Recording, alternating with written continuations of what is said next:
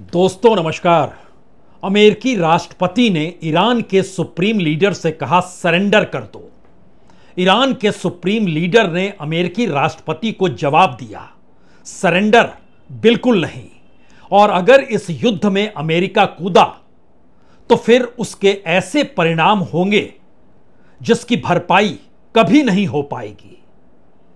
और इन्हीं परिस्थितियों के बीच इजराइल के प्रधानमंत्री नेतान्याहू जिस ताकत के साथ लगातार तेहरान पर मिसाइल दागते चले गए, उसके बाद वह भी समझ गए कि दरअसल हथियारों की मारक क्षमता इतनी व्यापक और इतनी बड़ी या इतनी तीक्ष्ण नहीं है कि ईरान को डिगाया जा सके। इसके लिए अमेरिका की जरूरत पड़ेगी ही, क्योंकि जिन मिसाइलों के जरिए पहाड़ों को भेदा जा सकता हो, जहां पर परमाणु संयंत्र पहाड़ों के नीचे जमीन तले मौजूद हैं, वहां तक पहुंच पाना इजराइल की टेक्नोलॉजी और उसके हथियारों के आश्रय संभव नहीं है।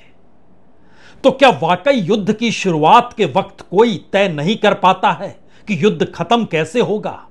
और इस वक्त कम से कम इजराइल और ईरान का यह युद्ध उस मुहाने पर पहुंच चुका है जहां संकट में हर देश है जो इस युद्ध में शामिल है या फिर जो युद्ध में शामिल होने के रास्ते बनाना चाह रहा है। क्योंकि सबसे बड़ा संकट तो अमेरिकी राष्ट्रपति ट्रंप के सामने ही है। एक तरफ उनकी हर बात का जवाब आज ईरान के सुप्रीम लीडर ने दे दिया, दूसरी तरफ अमेरिका के भीतर यह सवाल बड़ा होते चला जा रहा है कि जो चुनाव प्रचार के वक्त ट्रंप खुद कहते हुए आए कि मिडिल ईस्ट के भीतर जिस तरीके से युद्ध होता है उस बेदिमाग युद्ध में वो कभी नहीं घुसेंगे और युद्ध में अब अमेरिकी सेना को झोंकेंगे नहीं। लेकिन एक झटके में जिस तरीके से G7 की बैठक बीच में छोड़कर वाशिंगटन और व्हाइट हाउस में बैठकर जो चिंतन मनन हुआ, उन परिस्थितियों के बीच बकायदा रिपब्लिकन पार्टी के भीतर से ही यह सवाल उठने लग गए कि आप यूं ही अमेरिका को युद्ध में झोंक नहीं सकते हैं। यहां तक कि कांग्रेस के भीतर एक प्रस्ताव लाया गया, एक विधेयक तक रिपब्लिकन सीनेटर ने दे डाला, यह कहते हुए कि दरअसल इस रास्ते पर अमेरिका को नहीं जाना चाहिए और आपको अगर जाना है तो पहले कांग्रेस की वोटिंग होगी, उसमें अगर तय होता है तभी आप उस दिशा में जा सकते हैं। तो सवाल डेमोक्रेट्स का तो नहीं, सवाल तो रिपब्लिकन्स का है जिसके नेता ट्रंप हैं, अमेरिका के राष्ट्रपति हैं। और इन्हीं परिस्थितियों के बीच अगर ईरान खुले तौर पर अब अमेरिका को चेता रहा है और इजराइल इस बात को समझ रहा है कि अगर अमेरिका युद्ध में नहीं आया तो यह युद्ध ना सिर्फ लंबा चलेगा बल्कि उसकी अपनी परिस्थितियां नाजुक होती चली जाएगी। हमें लगता है शुरुआत में पहले आप देख लीजिए किस तरीके से रिपब्लिकन्स के भीतर जो उहापोह की स्थिति युद्ध में कूदने को लेकर है, इसके तमाम रिपोर्ट्स, चाहे वो टेलीग्राफ में बड़े बड़े सांसदों के जरिए उनकी टिप्पणियों के आश्रय हो, चाहे वह बीबीसी की रिपोर्ट हो, चाहे वो इकोनॉमिस्ट की रिपोर्ट हो, चाहे वो न्यूयॉर्क टाइम्स की रिपोर्ट हो, हर जगह पर यह सवाल बड़ा हो गया है, ट्रंप मनमर्जी करके इजराइल और ईरान के युद्ध में बिल्कुल नहीं कूद सकते हैं जब तक संविधान अनुसार मोहर कांग्रेस की लग ना जाए और अमेरिका के भीतर सहमति बन ना जाए। और इसी को लेकर वहां पर पोस्टर तक निकाल दिए गए हैं कि अब हम और किसी युद्ध में नहीं जाएंगे।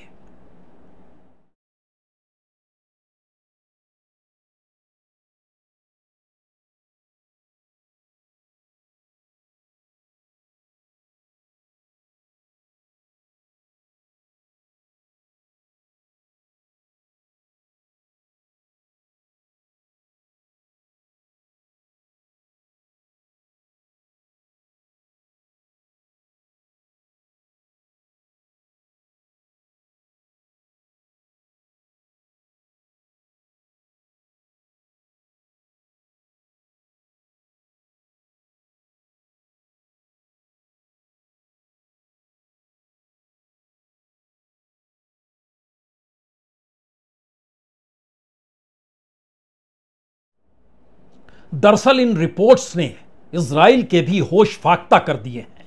अगर वाकई ट्रंप को रिपब्लिकन पार्टी के भीतर ही विरोध सहना पड़ रहा है और सवाल अब कांग्रेस के भीतर उठते हुए सवालों को लेकर मिडिल ईस्ट के युद्ध में नहीं जाने की प्रक्रिया तेज हो गई है और इसके लिए बकायदा एक विधेयक लाया जा चुका है, तो होगा क्या? दरअसल इन रिपोर्ट्स में बहुत साफ है, युद्ध में कूदने से पहले कांग्रेस की सहमति जरूरी हो जाएगी। चुनाव में युद्ध के खिलाफ ट्रंप ने ही मिडिल ईस्ट में युद्ध में नहीं कूदने का ऐलान किया था और बकायदा रिपब्लिकन्स पार्टी के नेता सांसद कह रहे हैं, जो थॉमस मसीह हैं, उन्होंने कहा यह हमारा युद्ध नहीं है, लेकिन अगर हमारा होता भी अगर दिखाई दे रहा है तो भी संविधान के अनुसार पहल करनी होगी। और एक स्वतंत्रतावादी विचारधारा के तौर पर या कहें कंजर्वेटिव नेता के तौर पर मैसी की पहचान जरूर है, लेकिन उन्होंने एक बयान जारी किया, जो आज ही किया। कहा, मैं युद्ध में शामिल होने पर रोक लगाने का प्रस्ताव पेश कर रहा हूं। दो देशों के युद्ध में अमेरिका क्यों कूदे? इसी के बीच में कई दूसरे सांसद दूसरी पॉलिटिकल पार्टी और उसमें डेमोक्रेट्स के भी हैं, लेकिन सीनेटर टिम केन ने कहा कि दरअसल ऊपरी सदन में जो युद्ध शक्तियों का अपना प्रस्ताव वो पेश कर रहे हैं, उसमें कांग्रेस में बहस होनी चाहिए, वोटिंग होनी चाहिए, ताकि ईरानी हमलों से बचाव के अलावे इजराइल ईरान संघर्ष में अमेरिका प्रवेश अगर करता भी है तो उसमें कॉन्स्टिट्यूशन की स्वीकृति होनी चाहिए, बिना इसके नहीं संभव है। और उन्होंने भी एक प्रस्ताव जारी किया और एक बयान में ही कहा कि यह प्रस्ताव यह सुनिश्चित कर देगा कि यदि हम अपने देश में वर्दीधारी जो सेना में पुरुष हैं, महिला हैं, उनको खतरे में डालने का निर्णय लेते हैं तो इस पर कांग्रेस में बहस होनी चाहिए और इस बहस के बाद जो निर्णय हो उसमें वोटिंग भी होनी चाहिए। क्योंकि अफगानिस्तान में देख चुके हैं, इराक में देख चुके हैं, इस तर्ज पर अमेरिका को युद्ध में झोंका नहीं जा सकता है। रिपब्लिकन पार्टी के मैसी ने तो साफ तौर पर कहा कि ट्रंप ने ईरानी नागरिकों को तेहरान तुरंत खाली करने की चेतावनी दे डाली। G7 की बैठक छोड़कर तुरंत वो पहुंच गए वापस अमेरिका, व्हाइट हाउस में मीटिंग की और वहां से भी जो दो रिएक्शन आए, उसमें एक तरफ व्हाइट हाउस के प्रेस सेक्रेटरी कहते हैं कैरोलिन लेविट कि मध्य पूर्व में जो चल रहा है उसके कारण की वजह से अमेरिकी राष्ट्रपति को G7 बीच में छोड़कर आना पड़ा, लेकिन व्हाइट हाउस के प्रवक्ता एलेक्स विफर कहते हैं कि अमेरिका ने ईरान पर हमला नहीं किया है, अमेरिकी सेना अपनी रक्षात्मक मुद्रा बनाए हुए है और इसमें कोई बदलाव नहीं आया है। यानी मैसेज अभी भी डायलमा वाला है, उलझन वाला है। इस डायलमा के भीतर सबसे बड़ा सवाल यह है कि अब इजराइल पर क्या होगा, क्योंकि चुनाव प्रचार के पुराने पंफलेट निकल चुके हैं और उसमें बेवकूफी भरे अंतहीन युद्धों के खिलाफ अमेरिका मिडिल ईस्ट के युद्ध में नहीं जाएगा, इसका भी ऐलान है। यह भी है कि ईरान के पास परमाणु हथियार नहीं हो सकता, इसका भी जिक्र है। और अमेरिका को अब युद्ध में ढकेलना, इसको लेकर जो कंजर्वेटिव हैं और जो एग्रेसिव पार्टी के नेता हैं वह भी बटे हुए हैं। इतना ही नहीं, बकायदा इन बात का खुले तौर पर रिपब्लिकन्स जिक्र करने लगे हैं कि हम मध्य पूर्व में स्थिरता को जल्द से बहाल कर देंगे और हम दुनिया को शांति की ओर वापस ले आएंगे। इसको लेकर युद्ध करना और युद्ध में कूदना कहां तक सही है? सवाल यही नहीं रुक रहे, सवाल उसके आगे है कि G7 से आप जिस तर्ज पर वापस लौटे और व्हाइट हाउस में सिचुएशन रूम में जब आपने अपने सुरक्षा सलाहकारों के साथ बैठक की तो उसमें भी यह सवाल उठे कि इस्लामिक रिपब्लिक की परमाणु सुविधाओं को निशाना बनाने में मदद करने पर जो विचार होगा उसमें एक तरफ तो यह मान लिया गया है कि वो परमाणु हथियारों से लैस नहीं हो सकता है, दूसरी तरफ IAEA इसका लगातार विरोध करते रहा है कि किसी भी देश में परमाणु संयंत्रों पर हमला नहीं होना चाहिए। इजराइल ने किया, IAEA ने विरोध किया।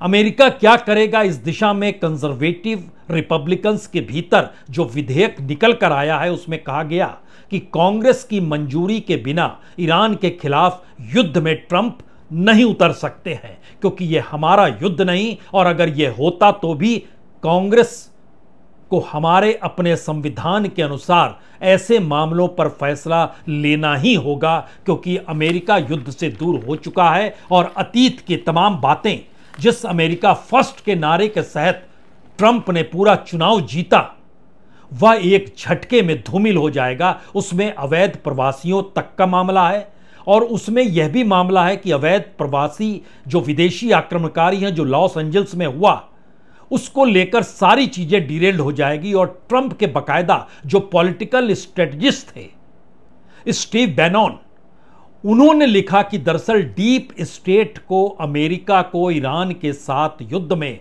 धकेलने की अनुमति देने से ट्रंप समर्थकों का गठबंधन खत्म हो जाएगा और अगर हम इस युद्ध में फंस जाते हैं तो अनिवार्य रूप से युद्ध की परिस्थितियों के हिसाब से हमें चलना पड़ेगा और बाकी सारे मुद्दे हाशिए पर चले जाएंगे।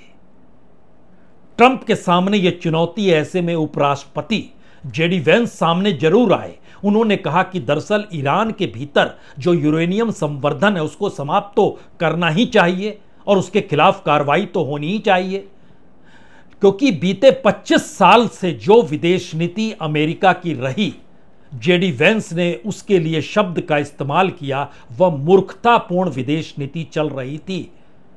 और जो लोग इस वक्त ट्रंप के साथ नहीं खड़े नजर आ रहे हैं, वो दरअसल वो बीते 25 बरस की विदेश नीति से प्रभावित हैं।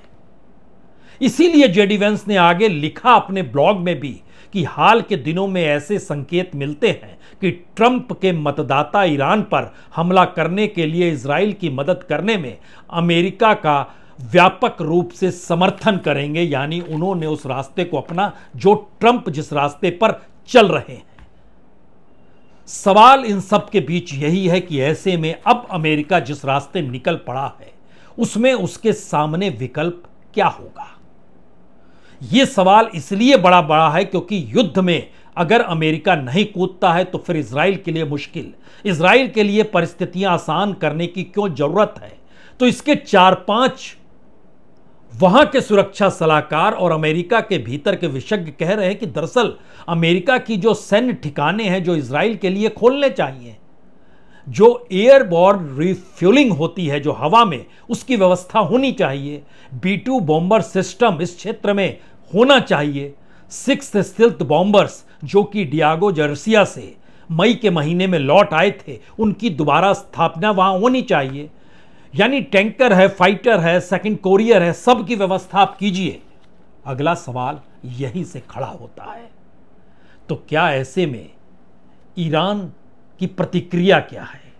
और आज ही बाकायदा राष्ट्रीय मीडिया के जरिए वहां पर supreme leader ayatollah Ali Khamenei का राष्ट्र के नाम संदेश पढ़ा गया। उसमें जो मैसेज था उसमें उन्होंने साफ कहा अमेरिका से, अमेरिका सुन ले, हम सरेंडर नहीं करेंगे। और खामेनेई ने अमेरिकी राष्ट्रपति डोनाल्ड ट्रंप का नाम लिया और कहा कि अगर इजराइल के खिलाफ जंग में अमेरिकी सेना ने दखल दिया तो अंजाम बुरा होगा। दरअसल इस बीच इजराइल के अलग अलग मिशन के तहत दुनिया के उन देशों में उनके अपने मिशन कर्ता भी घूम रहे हैं जो बता रहे हैं कि दरअसल ईरान पर हमला इजराइल ने बेवक्त और बिना किसी वजह से कर दिया है। और जो परमाणु या यूरेनियम संवर्धन का सवाल है उस पे तो अमेरिका से बात हो ही रही थी, भारत में भी वो पहुंचे हैं। और भारत के भीतर जो deputy chief of mission of India है मोहम्मद जावेद हुसैनी साहब, उनसे यह सवाल किया गया कि दरअसल इस दौर में सवाल एक ही है कि आप परमाणु बम बना लेंगे, तो इस पर क्या जवाब आया। We were at the table, actually at the negotiating table. It was the America who gave the green light to Israelis to have these military attacks against Iran on the basis of even false accusation. They have made a lot of accusation, but there was no any proof. But if there is any kind of allegations, it should go through we can say, some mechanism which is actually it has been considered by the international organization like UN. But they just bypass everything, and with the help of Americans, to destroy these negotiations. ये वाकई बड़ा महत्वपूर्ण है कि अपने mission के जरिए दुनिया के अलग अलग देशों में ईरान इस बात का जिक्र कर रहा है कि अमेरिका के साथ तो परमाणु हथियारों को लेकर बातचीत चल ही रही थी, उन सब के बीच ये हमला क्यों हुआ। और दूसरी तरफ बकायदा ईरान के नेशनल टीवी पर जो प्रेजेंटर ने खामनेई का मैसेज ईरान की जनता के नाम और दुनिया के लिए पढ़ा, उसमें साफ तौर पर कहा गया, जो लोग ईरान का इतिहास जानते हैं उनको पता है कि ईरान किसी भी धमकियों से नहीं झुकता। इजराइल ने बहुत बड़ी गलती की है और इसे उसकी सजा मिलेगी। ईरान थोपी गई शांति या युद्ध को नहीं मानेगा, यानी बातचीत के जरिए नहीं। अब चूंकि ये युद्ध की परिस्थितियां हैं तो उसके बाद ईरान की तरफ से बकायदा इजराइल पर 25 मिसाइलें दागी भी गई, जबकि उससे पहले हर कोई जानता है कि ट्रंप ने सरेंडर करने की बात कही थी, वह भी अनकंडीशनल सरेंडर, बिना शर्त सरेंडर, और यह भी कहा था कि ईरान के आसमान पर हमारा कब्जा है। हम जानते हैं सुप्रीम लीडर कहां छिपा है, लेकिन हम उसे मारेंगे नहीं। यहां पर यह समझने की जरूरत होनी चाहिए कि ईरान के सुप्रीम लीडर दरअसल किन परिस्थितियों से निकलकर सुप्रीम लीडर बने और अमेरिका के साथ उनका अतीत किस तरीके से 36 के आंकड़े के साथ रहा है। क्योंकि खामेनेई ने शुरुआत जो की थी वो मौलवी बनने के साथ की थी। 1939 में मशहद, जो कि एक पवित्र शहर है, वहां उनका जन्म हुआ था और 1950 में शिया के प्रमुख शैक्षणिक केंद्र कुम में जाकर उन्होंने धार्मिक शिक्षा हासिल की, मौलवी बन गए। अगर उस दौर को आप परख रहे हैं और ध्यान दीजिए तो उस समय बकायदा CIA यानी अमेरिकी खुफिया एजेंसी और ब्रिटेन ने दोनों ने मिलकर वहां पर तख्ता पलट किया था। यह 1953 की बात है। और उसके बाद ईरान में शाह मोहम्मद रजा पहलवी, उनकी सत्ता आ गई और उनके जरिए ही एटॉमिक फॉर पीस का जिक्र अमेरिका ने किया। और उस वक्त अमेरिकी राष्ट्रपति आइजनहावर ने बकायदा ईरान के शाह मोहम्मद रजा पहलवी की मदद की। उनका विरोध करने के लिए आयतुल्लाह खुमैनी खड़े हुए। आयतुल्लाह खुमैनी के साथ खामेनेई जुड़ गए। खुमैनी 1979 में जो इस्लामिक क्रांति होती है और जो परिवर्तन होता है और वहां पर मौलवियों का राज होता है, उस पीरियड में खुमैनी के साथ खामेनेई तब नजदीक आते हैं जब इस्लामिक शासन स्थापित करने के बाद तेहरान में अमेरिकी दूतावास पर हमला होता है। और जब हमला होता है तो उसमें अगुवाई कोई दूसरा शख्स नहीं बल्कि उस कब्जे की घटना के पीछे उस वक्त खामेनेई थे। और खुमैनी चूंकि पेरिस से लौटे और सत्ता संभालते हैं तो वह खुमैनी के बेहद करीब खामेनेई पहुंच गए। और जब अमेरिका से बातचीत करने का जिम्मा किसे सौंपा जाए तो खुमैनी ने तय किया कि खामेनेई को सौंपा जाए। और खामेनेई उस पीरियड में उप रक्षा मंत्री भी बने। उसके बाद वो वहां पर राष्ट्रपति भी बने और उस दौर में ही इराक ईरान युद्ध होता है, 8 साल तक जो चला खुमैनी की मौत के बाद और राष्ट्रपति खामेनेई के बनने के बाद। यानी जिस बात का जिक्र किया जा रहा था सद्दाम को लेकर, उसका जिक्र भी खामेनेई ने अपने संदेश में यह कहकर कहा, अतीत में हम तमाम परिस्थितियों को झेल चुके हैं और ईरान झुकता नहीं है। यह मैसेज दरअसल बहुत साफ तौर पर बतलाता है कि दरअसल खामेनेई और अमेरिका के बीच संबंध किसी भी हाल में पुराने अमेरिकी शासक या पुराने ईरानी शासक की तर्ज पर एक साथ आ ही नहीं सकता है, क्योंकि इनकी अपनी जमीन ईरान के भीतर सुप्रीम लीडर के तौर पर जब खड़ी हुई तो बकायदा संविधान में परिवर्तन किया गया, क्योंकि वो मानते थे कि धार्मिक तौर पर वो सुप्रीम लीडर बन पाएंगे या नहीं, लेकिन लोकप्रियता थी, खुमैनी के करीबी थे और सुप्रीम लीडर बन गए। और यह भी जानना चाहिए कि सुप्रीम लीडर बनने के बाद आज तक उन्होंने कोई विदेश यात्रा नहीं की। 1989 के बाद से कोई विदेशी यात्रा नहीं की। इंटरनली उनके बारे में बेहद जिद्दी, बेहद सतर्क माना भी जाता है। और यह भी माना गया कि वहां पर डेमोक्रेसी नहीं रही, पत्रकारों को प्रताड़ित किया गया, साहित्यकारों की रचनाओं पर सेंसरशिप लगाई गई, मानवाधिकार हनन की कई घटनाएं हुई, कट्टरपंथ को बढ़ावा दिया गया। और इस पूरी प्रक्रिया के भीतर जब ईरान के जनरल निशाने पर थे, उस समय ईरान के भीतर लोग खुश भी थे, लेकिन जब रिहायशी इलाकों पर हमले शुरू हुए और नागरिकों की मौत होने लगी, उस मौत की संख्या बढ़ती चली जा रही है। और जो दृश्य वहां का है, वो तेहरान का दृश्य हो या फिर उसका जवाब देते हुए तेल अवीव की जो तस्वीरें हैं, अगर इन तस्वीरों को देखिएगा तो उसके बाद अगला सवाल यह है कि जिस बात का जिक्र नेतान्याहू ये कहकर कर रहे थे कि दरअसल सत्ता या तख्ता पलट हो जाना चाहिए, तो अब ईरान के भीतर नागरिकों पर हमले हुए हैं, क्योंकि उन इलाकों में और उन इलाकों की तस्वीरें बहुत भयावह है। और अपने देश के भीतर ही अपने ही जमीन को खोने की परिस्थिति, घरों को गंवाने की सोच। और अमेरिकी राष्ट्रपति ने जब कहा तेहरान खाली कर दें, तो वहां पर 1 करोड़ लोग रहते हैं। जरा एक दृश्य देखिए।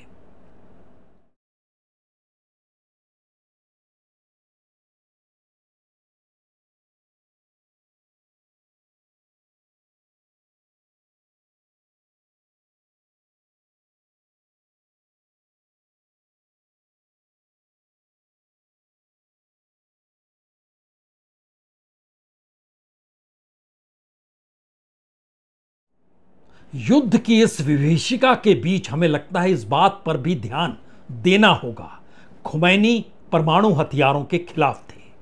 खामेनेई ने 2003 में बकायदा परमाणु हथियारों के विरोध में एक फतवा जारी किया कि परमाणु हथियार इस्लाम के खिलाफ और इनका निर्माण व उपयोग हराम है।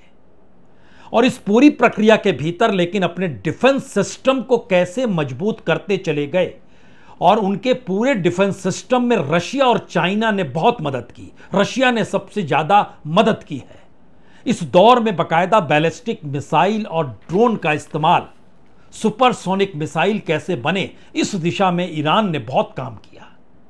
सवाल यह है कि इजराइल जिस दृष्टि से हमला करता है और परमाणु हथियारों को लेकर वह जिक्र करता है, उसमें ईरान के भीतर नतांज का इलाका, जहां पर जमीन के ऊपर एक पायलट प्लांट जो था, न्यूक्लियर प्लांट, उस पर उसका अटैक होता है। लेकिन इस्फहान और फार्दो खास तौर से यहां जिक्र करने की जरूरत है, क्योंकि फार्दो न्यूक्लियर परिसर जो है वो पहाड़ के अंदर है, और हथियार ग्रेड वो माना जाता है कि हथियार ग्रेड यूरेनियम का बड़ा हिस्सा वहीं पर मौजूद है।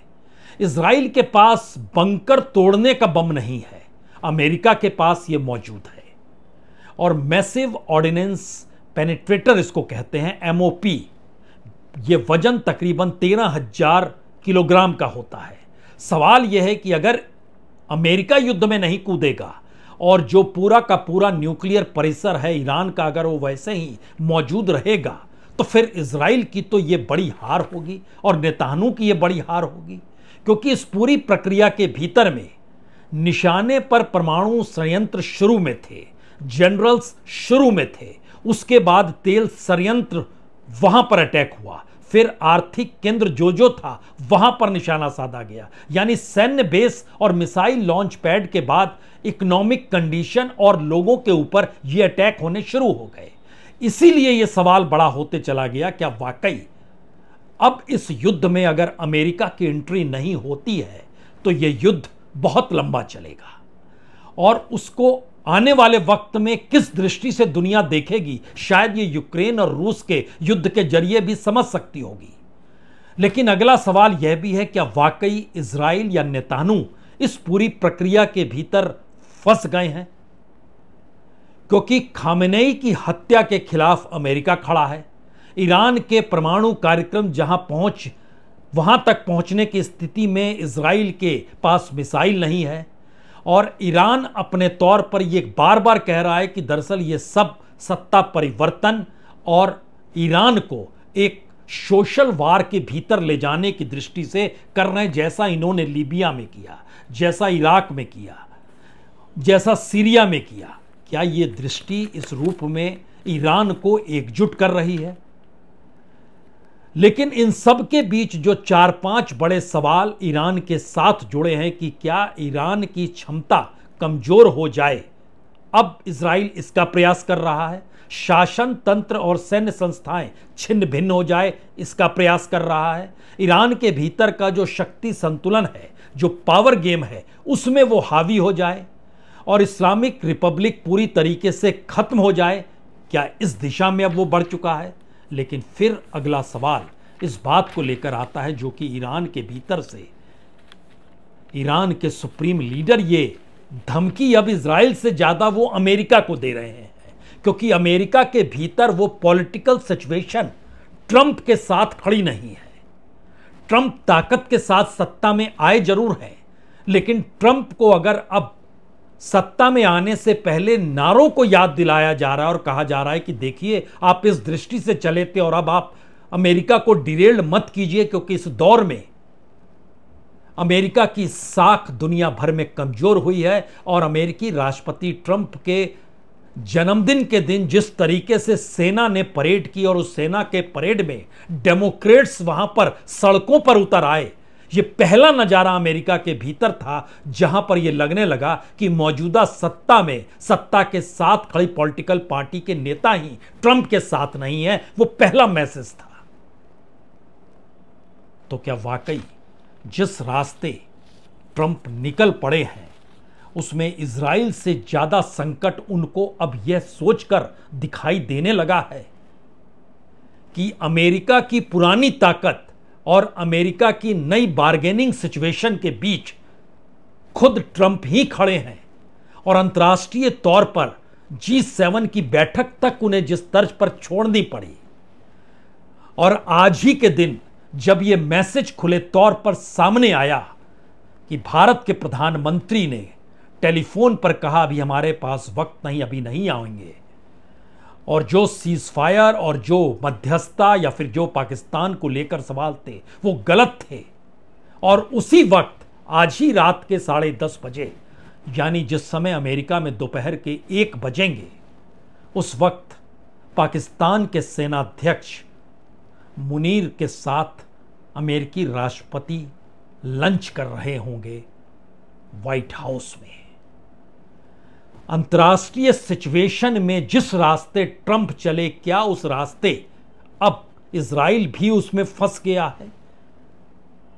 और ईरान के सुप्रीम लीडर जो आज मैसेज दे रहे हैं कि सरेंडर नहीं करेंगे, और अमेरिका सोच ले समझ ले कि अगर युद्ध में कूदा तो परिणाम ऐसे होंगे कि जिंदगी भर भरपाई ना हो पाएगी।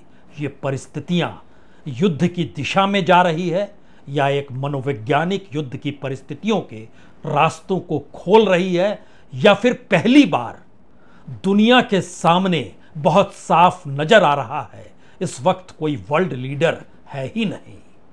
दुनिया में सबसे ताकतवर देश के तौर पर भी कोई देश है ही नहीं, और जो अमेरिका की साख अंतर्राष्ट्रीय तौर पर थी वो डामाडोल हो चुकी है।